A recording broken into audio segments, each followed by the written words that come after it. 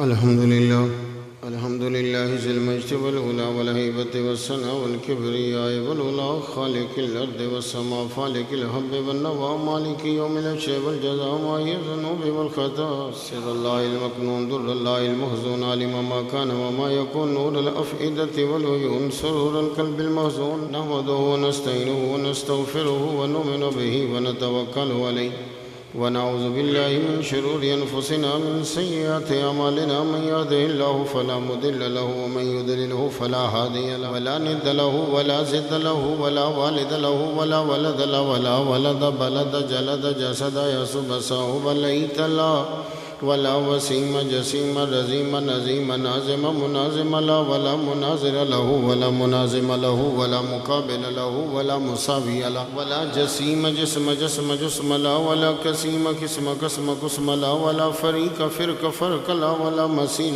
مثل مثال لا ونشهد أن لا إله إلا الله وأن ربوبيته وملوكيته وملكه وشمسه وقمره وأرضه وسمعه وسماء وحده مورى ومبرى ومنزى ومولى بالجلال وحده من يشرك به في ذاته وعاداته وحياته وصفاته وعنوانه وكلامه متفردا متبكرا متنورا متنصرا وعليه اللعنة والوبال ونشهد أن سيدنا وسيد ساداتنا وسيد ركعاتنا وسيد جماعتنا وسيد لطافاتنا ونورنا ونور ديننا ونور دنيانا ونور آخرنا ونور صدورنا ونور قبورنا وجميلنا واجملنا وشفيقنا واشفقنا وكريمنا واكرمنا ورفيقنا وارفقنا واميمنا وياممنا وغوثنا ومغيثنا وغيثنا وغياثنا وعوننا ومعيننا وعيننا وعياننا وملجانا وماوانا ومولانا محمد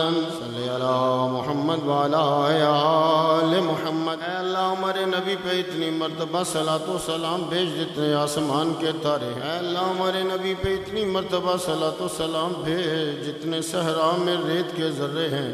یا اللہ اتنی مرتبہ ہمارے نبی پہ صلاۃ و سلام بھیج جتنے سمندروں میں ہیں پانی کے قطرے ہیں۔ یا اللہ اے اللہ ہمارے نبی پہ اتنی مرتبہ صلاۃ و سلام بھیج جتنے الفاظ لوگ بول چکے ہیں یا قیامت تک بولیں گے۔ یا اللہ تعالیٰ میرے نبی پہ اتنی مرتبہ صلاۃ و سلام بھیج جتنی مرتبہ لوگوں نے صلاۃ و سلام نہیں بھیجا ابھی تک مالک۔ اے اللہ اتنی مرتبہ نبی پہ صلاۃ و سلام بھیج جتنے فرشتوں کی تعداد ہے۔ یا اللہ پاک میرے نبی پہ اتنی مرتبہ صلاۃ و سلام نازل فرما جتنے درختوں کے پتے ہیں۔ اے اللہ پاک میرے نبی پہ اتنی مرتبہ صلاۃ و سلام نازل فرما جتنی تیری مخلوق کی تعداد ہے۔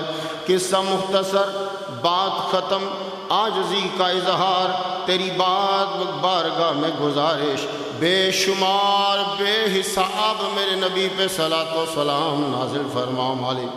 اللہم صلی علی سیدنا محمد وعلی آل محمد کما صلیت علی ابراہیم وعلی آل ابراہیم انک حمید مجید۔ اعوذ باللہ السمیع العلیم العظیم الحفیظ بوجہ الکریم وسلطانہ القدیم من الرجس الخبیث المخبث الشیطان اللعین الرجیم وقبیلہ ونفخہ ونفسہ وہمزہ۔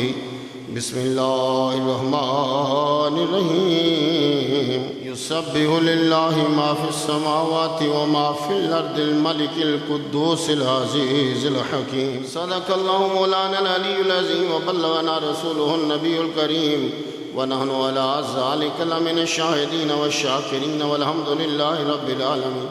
ان اللہ وملائکتہ یصلون علی النبی یا ایھا الذین آمنوا صلوا علیہ وسلموا تسلیما۔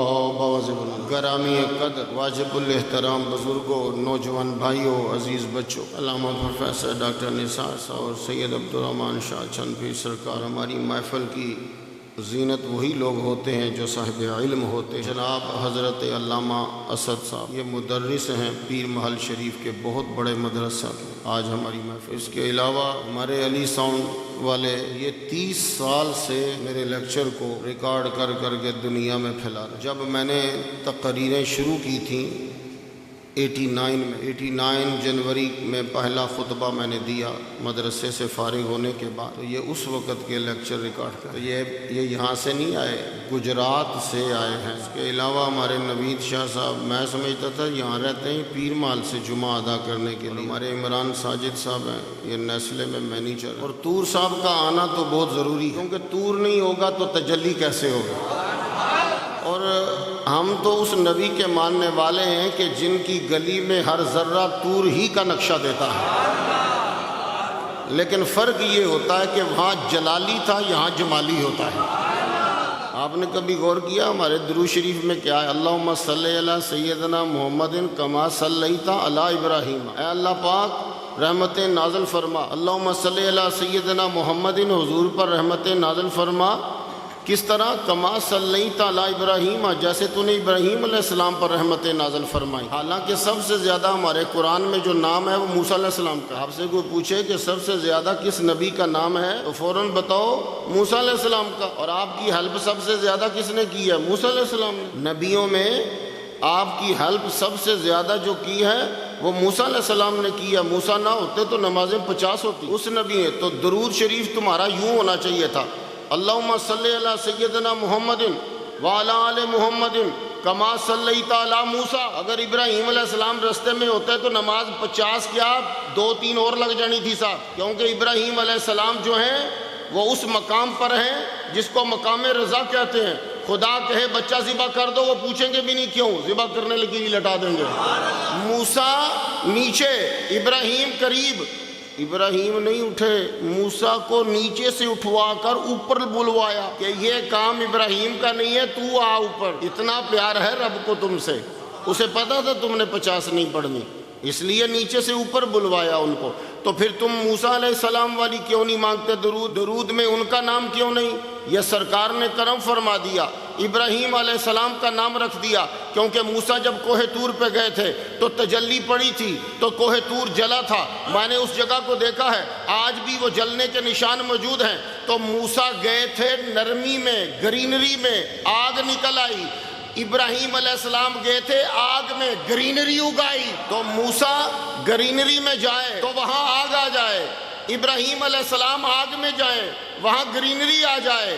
تو سرکار نے کہا ہے میری امت درود وہ پڑھو کہ تم آگ میں بھی جل رہے ہو تو گرینری آ جائے. تو اس لیے ہم طور تسلیم کرتے ہیں، پر حضور کے بعد اب طور پہ آگ نہیں گرے گی، طور پہ رحمت کی تجلی پڑے گی. تو طور کا ہونا ضروری ہے، طور میں مرشدوں کا ہونا بھی ضروری ہے. تو آج ہمارے مجمع میں کافی شخصیات، ابھی 2-3 تو رستے میں ہوگی. وہ ظفر مجھے نظر نہیں آ رہا، وہ آج 23 سال کے بعد تقریر سننے کے لیے صبح کا چلا ہوا، دعا کرو پہنچ جائے. یہ وہ لوگ ہیں جنہوں نے مجھے تب سنا جب میں اب تو میں پوری آدھی دنیا پھر چکا ہوں، لیکن ان لوگوں کی محبت ابھی بھی برقرار. یہ یوسف گجر جو بھی آیا ہے یہ بچہ تھا جب یہ سنتا تھا، وقت گزر گیا اور آج یہ گجرات سے صرف جمعہ پڑھنے کے لیے آیا.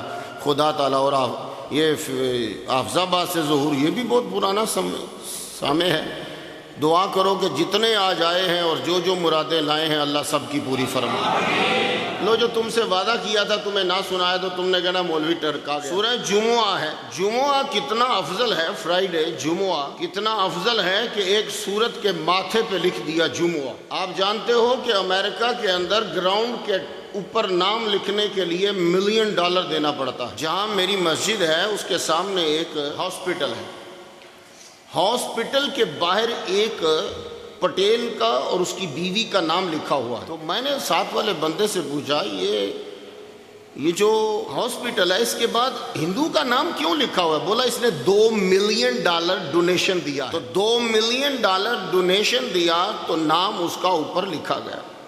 ہیوسٹن سے ڈیلس کی طرف آئیں تو رستے میں ایک گراؤنڈ ہے، اس کے اوپر ایک جوس کی کمپنی کا نام لکھا ہوا ہے. اس نے $ملینز دیے ہیں کہ میرا نام اس گراؤنڈ کے اس پہ لکھ دی. AT&T کمپنی نے کتنے ملین دیے کہ ہمارا نام اوپر لکھا جائے. جب کبھی فٹ بال کا میچ ہوتا ہے یا کوئی ورلڈ کپ ہوتا ہے تو اس میں جو 1 سیکنڈ کا کمرشل آتا ہے وہ بس اس نام کو دینے کے لیے پتہ نہیں کتنے ملین دے دیتے ہیں. تو بھائی بڑی اہم جگہ میں، بڑی اہم پلیس میں، بڑے اہم بات میں، بڑی اہم جگہ میں، بڑے اہم پروگرام میں کسی کا نام آئے تو وہ بڑا اہم ہوتا ہے. تو جب قرآن کی صورت میں کسی کا نام آ جائے تو جمعہ جس کو جمعہ آپ کہتے ہیں، آج کے بعد جمعہ نہیں کہنا آپ نے، جمعہ غلط لفظ ہے، یا جمعہ بولو یا جمعہ بولو، لیکن ہم بولتے رہتے ہیں، کوئی ہمیں فکر کرنی آپ کی خیر، آپ جو مرضی کرو۔ جمعہ یہ سورہ نازل ہوئی جمادی الاولیٰ میں، اور آج جمادی الاولیٰ کی 11 ہے، یہ اتفاق ہے بھائی، یہ ابن سعد نے کہا۔ ابن سعد لکھتے ہیں کہ جمادی الاولیٰ میں ہوئی اور آج جمادی الاولیٰ کی 11 ہے۔ رب فرماتا ہے یسبح للہ ما فی السماوات وما فی الارض، تسبیح بیان کرتی ہے اللہ کے لیے۔ اچھا دیکھو، اس سے جو پہلی صورت ہے اس میں ہے سبح للہ ہے، سبح ماضی ہے، یسبح مضارع ہے، مضارع نہیں کہنا، مضارع غلط ہے، لیکن کیا کریں ہم بولتے رہتے، میں آپ کی غلطیاں نہیں نکال رہا، ویسے کبھی گفتگو کرو تو سمجھ آئے۔ مضارع ہے، اب وہاں ماضی استعمال کیا، یہاں مضارع استعمال کیا۔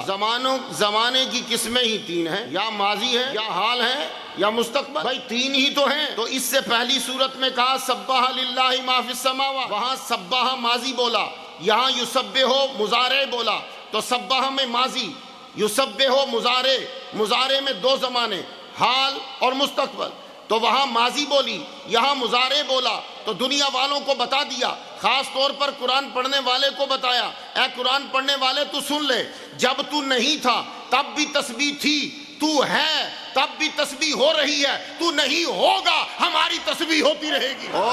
اور یسبح مضارع استمرار بھی آ جاتا ہے۔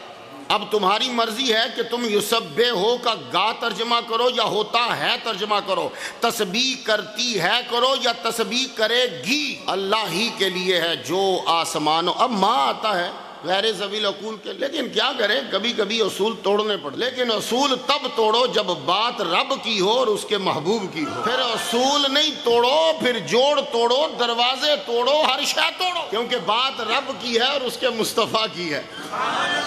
ماں غیر ذوی العقول کے لیے آتا ہے اور من ذوی العقول کے لیے آتا ہے۔ عقلیں ختم کرو، سب ختم کرو، کہو دنیا کی ہر شے اپنے انداز میں اس کی تسبیح بیان کر رہی ہے۔ اب الملک جو بادشاہ ہے، یہ بادشاہ اصل میں پادشاہ لفظ تھا، پرشین ہے، اللہ کو بادشاہ نہیں کہنا چاہیے صرف پنجاب، اب کے دور میں پنجاب میں اللہ کو بادشاہ نہیں کہنا چاہیے۔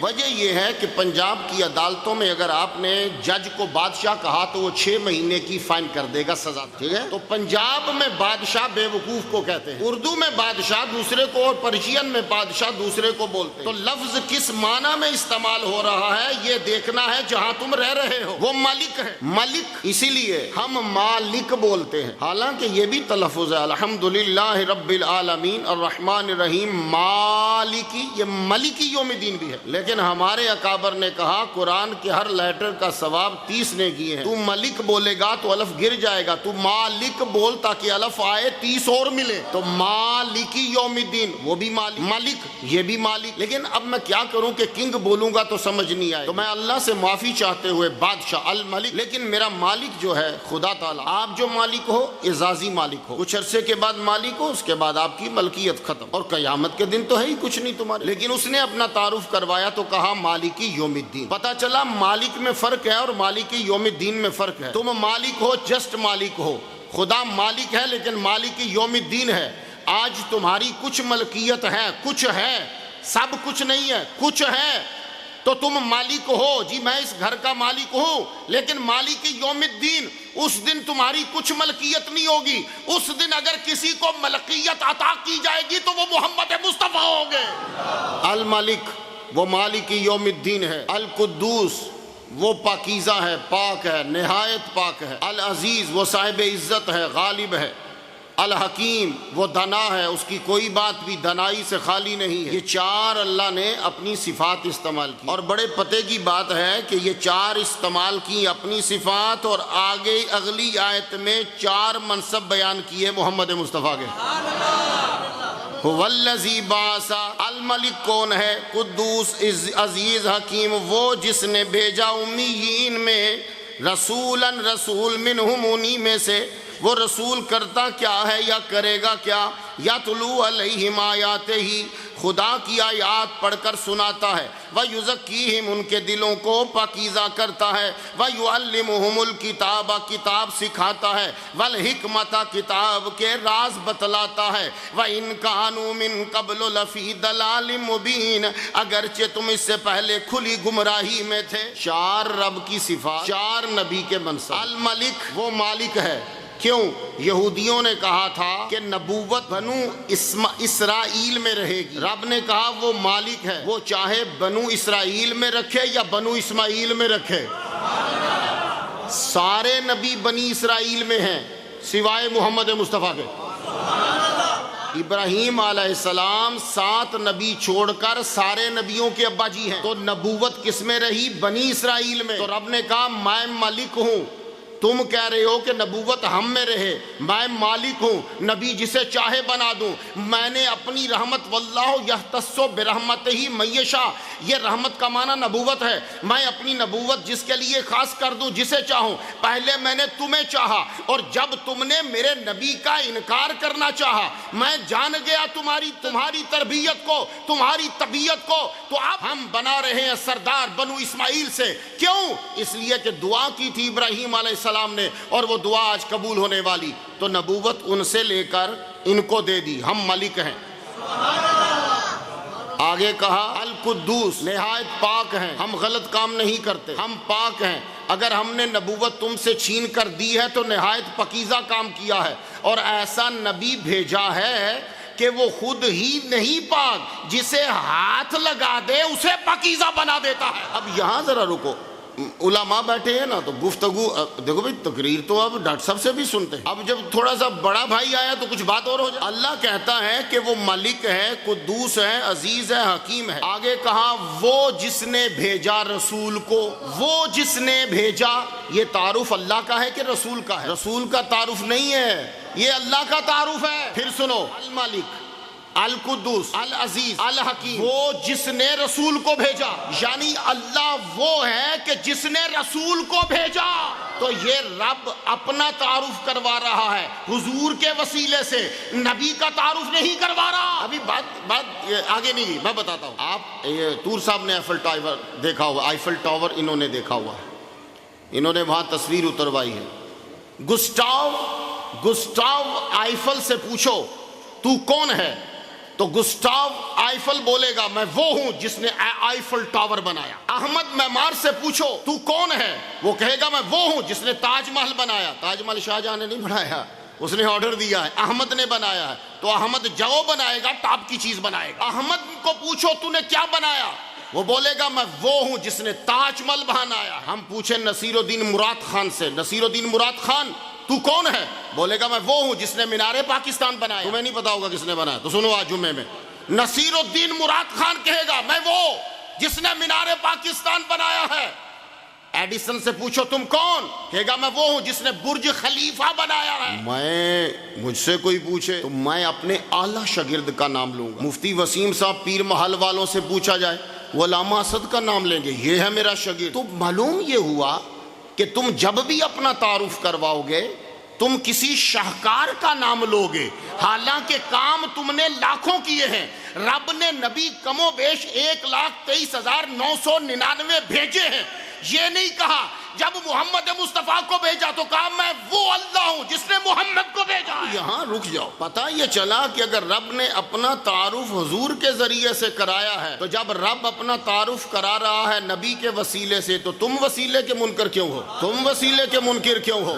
رب ہو کر اپنا تعارف حضور کے ذریعے سے کرا رہا ہے، یہ میں وہ ہوں جس نے رسول بھیجا۔ اور بھیجا جو ہوتا ہے وہ جو پہلے ہو وہ بھیجا ہوتا ہے، اگر وہ پہلے نہ ہو تو بھیجا نہیں ہے، پھر یا تو پیدا کرنا ہے یا بنانا ہے۔ کہا وہ ہے جس نے بھیجا، تو رسول کہیں تھے۔ اب ہماری یہ گفتگو نہیں، کیونکہ مجھے تمہیں یہ آج سمجھانا ہے۔ وہ جس نے بھیجا امیین میں رسول بھیجا۔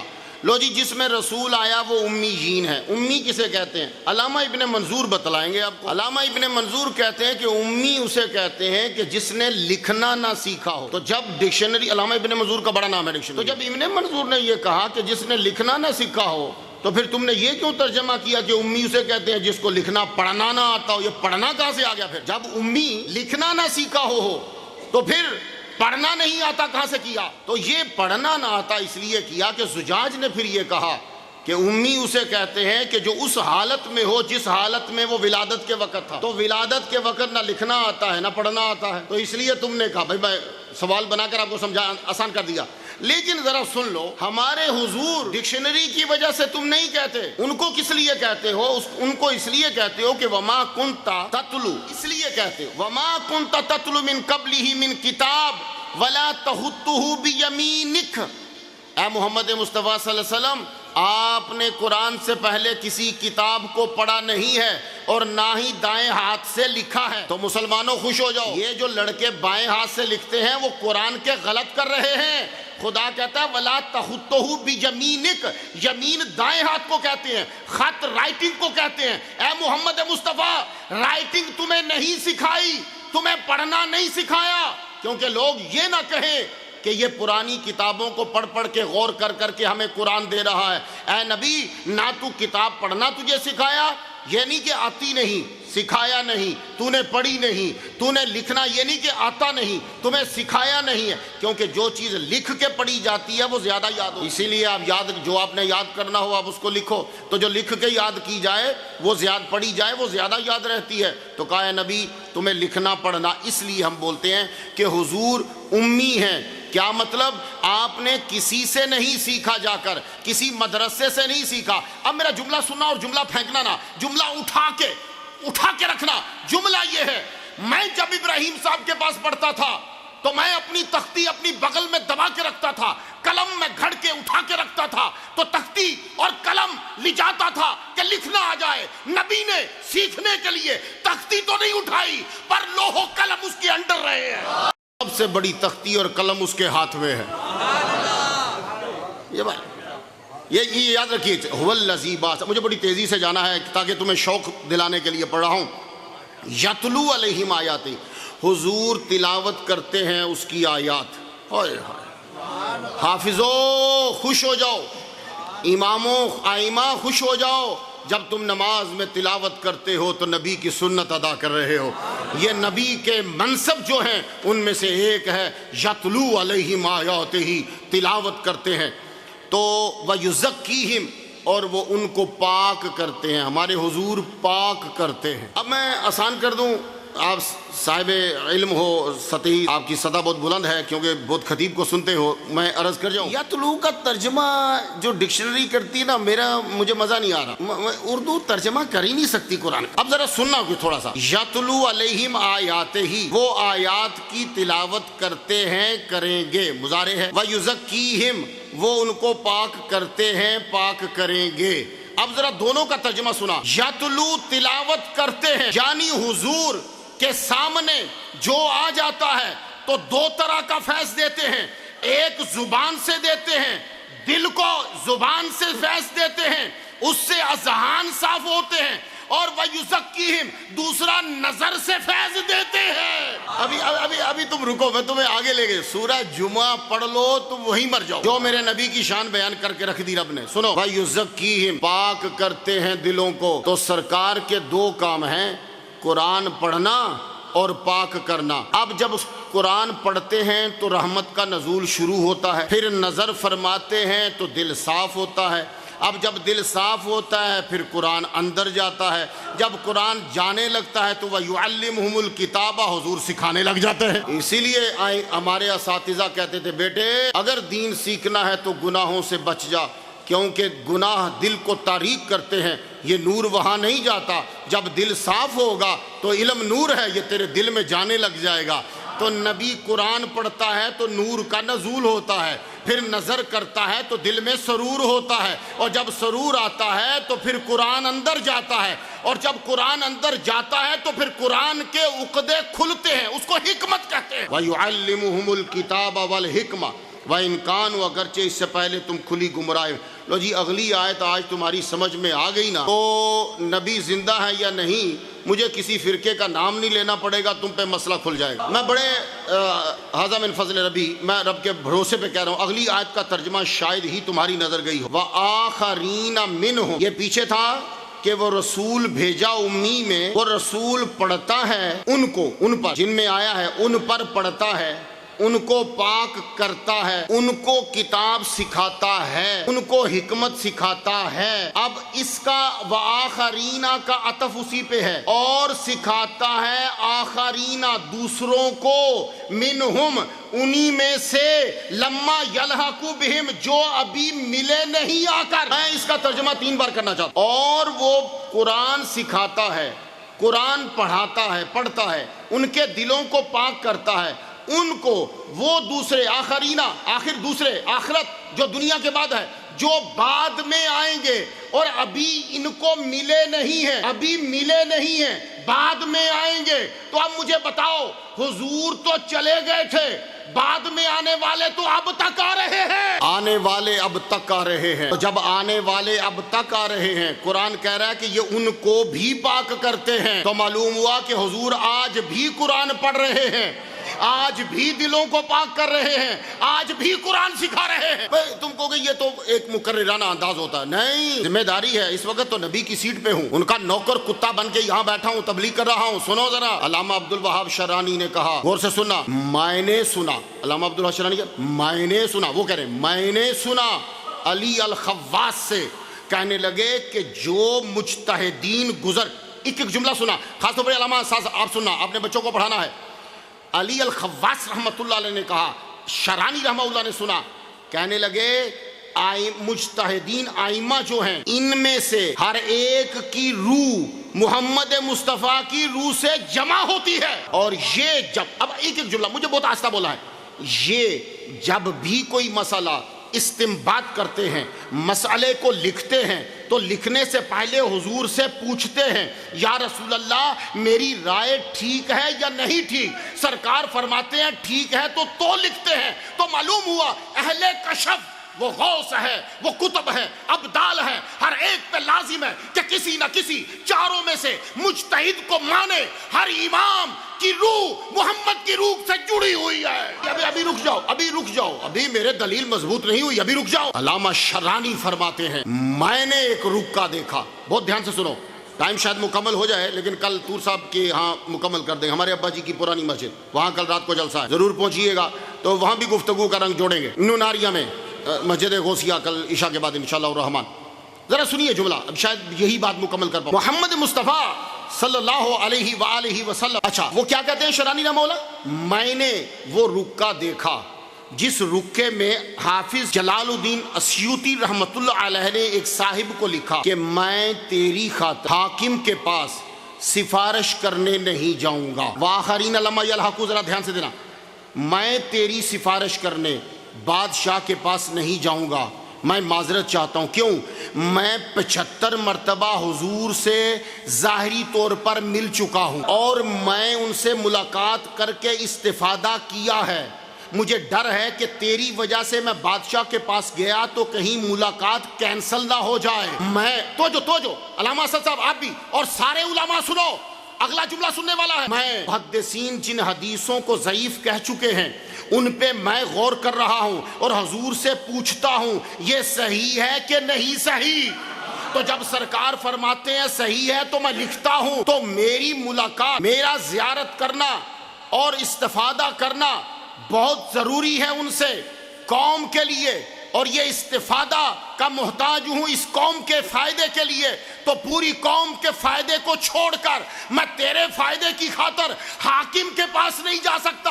ہو سکتا ہے کہ میں بادشاہ کے پاس جاؤں تو نبی مجھ سے ملنا بند کر دے، تو پتہ یہ چلا کہ نبی آج بھی پڑھا رہا ہے۔ مجھے آگے چلنا تھا لیکن یہاں میں ایک دلیل دے جاؤں تاکہ آپ کا ایمان مضبوط ہو جائے، مجھے آگے مثل الذین حملوا التوراۃ پہ جانا، کیونکہ اس کا مزہ آنا تھا علماء کی موجود۔ لیکن آپ یہ جملہ سن لو، حضور صلی اللہ علیہ وآلہ وسلم پہ گفتگو کرنا کہ آپ زندہ ہیں یا نہیں زندہ ہے، بے وقوف احمق۔ وجہ کیا؟ وجہ یہ ہے کہ جو آپ کو کہے نا کہ حضور پاک صلی اللہ علیہ وسلم زندہ نہیں ہے، سمجھو کہ یہ مولوی ہونے کے باوجود احمق بے وقوف گدھا ہے۔ کھلا میں جب دلیل دوں گا تو تم بھی یہی کہو گے۔ سنو، یہ زندگی ہوتی کیا ہے؟ زندگی روح کا باڈی کے ساتھ مل جانا، یہ آپ لوگ عام طور پہ ڈیفینیشن کرتے ہو لیکن یہ ڈیفینیشن نہیں۔ روح نہ بھی ہو تو زندگی ہو، وہ کیسے؟ ابو جہل نے کنکر کو پکڑا یوں چھپا کے، 11 کنکر پکڑے، 11 کنکر پکڑ کے حضور کے سامنے آ کے کہتا ہے میری مٹھی میں بتاؤ کیا ہے؟ آپ نے فرمایا، اب ذرا میرے نبی کا جملہ کمال کا ہوتا ہے، ذرا سنا، کہنے لگے تیری مٹھی کے 11 کنکر بتائیں میں کون ہوں یا وہ بتائیں؟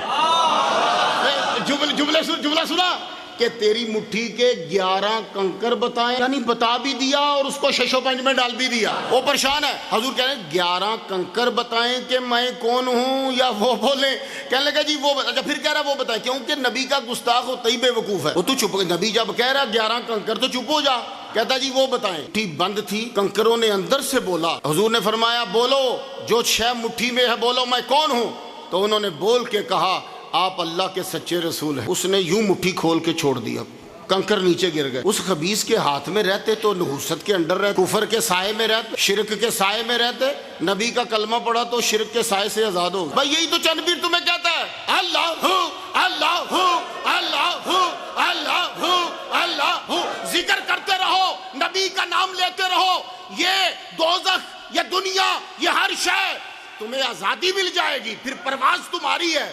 اب جہاں تک مرضی جاؤ تم لوگ. مسلمانوں یوں ہی آزاد ہوئے. اب مجھے تم بتا دو کہ پتھروں میں زندگی ہوتی ہے نہیں ہوتی، ان میں روح نہیں ہوتی، لیکن روح نہیں ہے زندگی ہے. جو کام میں کرتا ہوں وہ کنکروں نے کیا. پتہ چلا کہ روح حیات کی خالق نہیں ہے. لیکن بات سمیٹ دوں مسلمانوں، سرکار خطبہ دیا کرتے تھے، لوگوں نے کھجور کا تنا رکھ دیا، حضور اس کے اوپر یوں ہاتھ رکھتے تھے، کبھی ٹیک لگا لیتے، یوں ٹیک لگا لی. ایک دن کسی صحابیہ نے کہا یا رسول اللہ اجازت دیں تو ہم آپ کا ممبر بنا دیں. حضور نے فرمایا مرضی تمہاری. انہوں نے ممبر بنا دی. حضور ممبر پہ بیٹھے. ممبر پہ بیٹھ کے جب تقریر کرنے لگے تو مجمع میں رونے کی آواز جیسے کسی ماں کا بچھڑا ہوا بچہ روتا. ہر ایک نے ادھر ادھر دیکھا پر سرکار نے ادھر ادھر نہیں دیکھا، کیونکہ ادھر ادھر دیکھنے والا لا علم ہوتا ہے. سرکار یوں ہے، سب صحابی ادھر ادھر دیکھ رہے ہیں. جب سارے ادھر ادھر دیکھ چکے تو آپ نے فرمایا ادھر ادھر نہیں دیکھو، ادھر دیکھو. اور کوئی نہیں رو رہا، یہ رو رہا ہے. اب سارے تم لوگ علامہ صاحب ایم اے کرا، تم لوگ ڈاکٹر صاحب پی ایچ ڈی کر رہے، سارے تم پڑھے ہوئے ہو. مجھے اتنا بتا دو کہ جو نباتات ہوتے ہیں،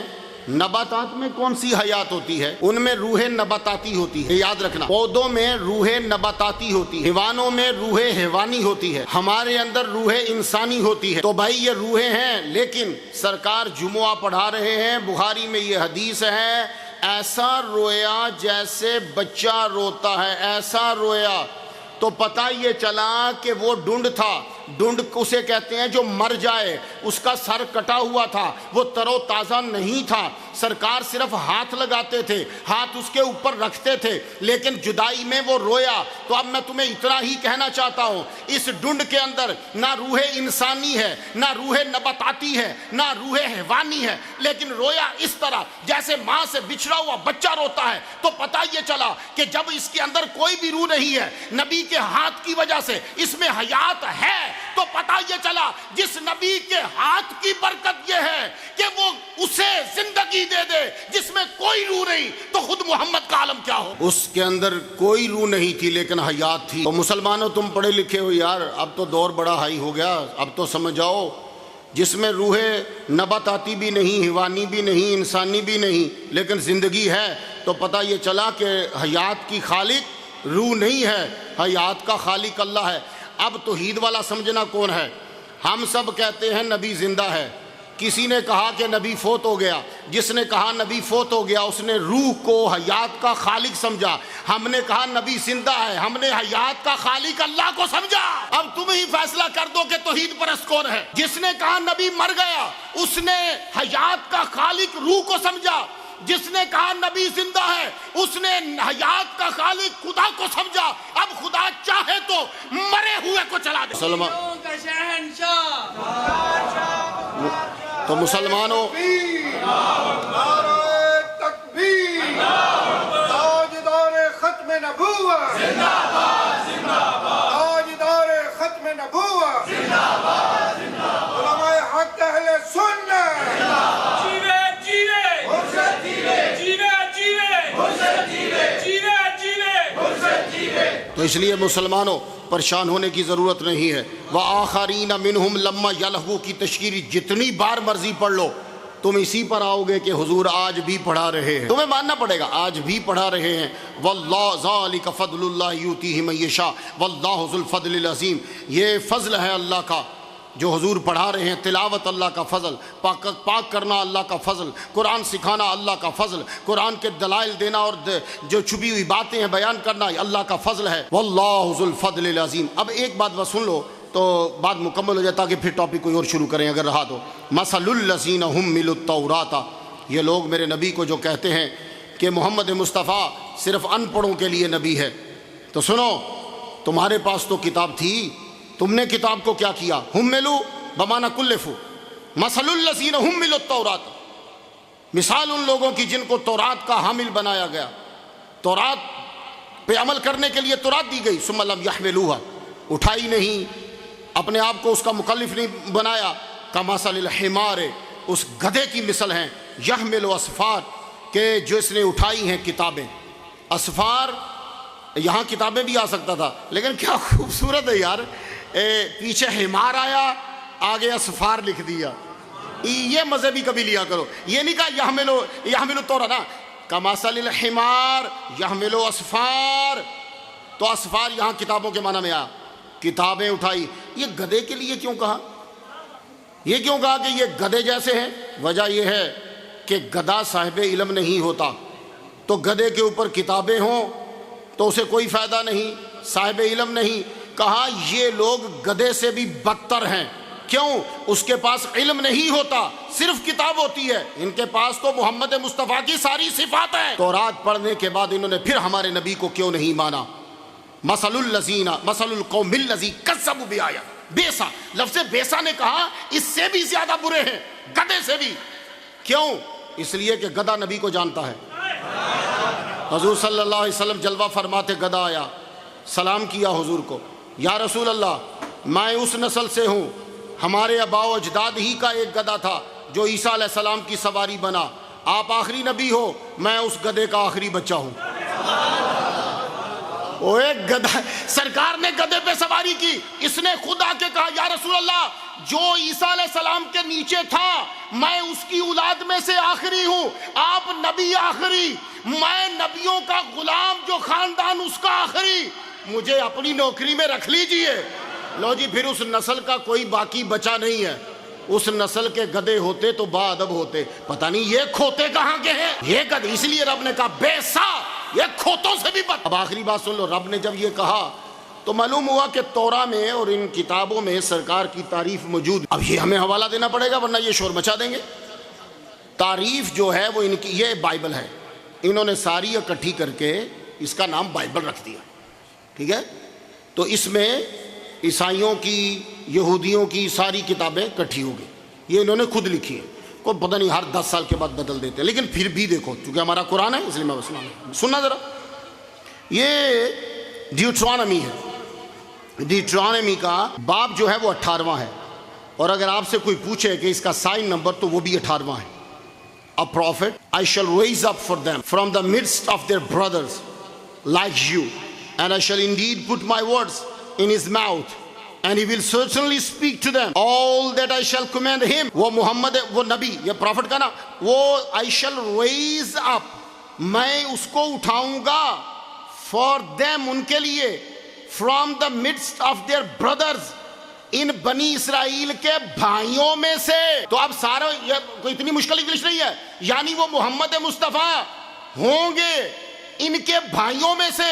تو ابراہیم علیہ السلام کے 2 بیٹے، اسحاق کی نسل بنی اسرائیل، ایک بیٹا اسماعیل کی نسل بنو اسماعیل، آگے قریش میں سے محمد مصطفیٰ۔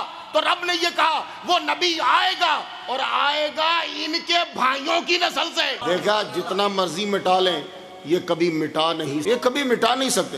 آخری بات سن لیجئے، ہمارے نبی محمد مصطفیٰ، ان کی کتابیں میں پڑھتا رہتا ہوں کیونکہ مجھے وہاں باتیں جواب دینا ہوتا ہے۔ یہ ہے جون کا تم سے کوئی پوچھے تو چیپٹر 16 ہے، لیکن سائن اس کا اگر پوچھا جائے تم سے تو بتانا کہ سائن نمبر جو ہے یہ 5 آ رہا ہے۔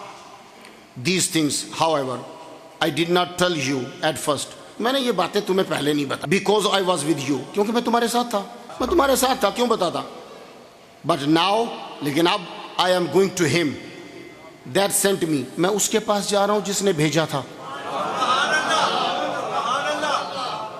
دیکھ رہے ہو، میں اس کے پاس جا رہا ہوں جس نے مجھے سینٹ، بہت آسان ایزی انگلش ہے، سینٹ می، مجھے بھیج، and yet not one of you ask me where are you going, مجھ سے پوچھنا نا میں کہاں جا رہا ہوں، no, but because I have spoken these things to you brief has filled your hearts nevertheless I am telling you the truth، میں تمہیں سچ بات بتاتا ہوں، غور سے سنو، جیسس بول رہے ہیں، میں تمہیں سچ بات بتاتا ہوں، غور سے ذرا سننا. It is for your benefit, یہ تمہارے فائدے کے لیے ہے. آئی ایم گوئنگ اوے, میں دور جا رہا ہوں. جدو تھان دا پتہ نہ ہوئے تو بچہ پوچھے ابا جی کتنے جا رہے ہو؟ میں پتر بڑی دور جا رہے ہو. انہوں کی پتا ہوئے اللہ کتنے ہوئے؟ تو عیسیٰ دے بڑے سیانے نے, تو انہوں سمجھ نہیں آنی میں بڑا دور جا رہے ہوں. پر کیا بات ہے ذرا توجہ رہے.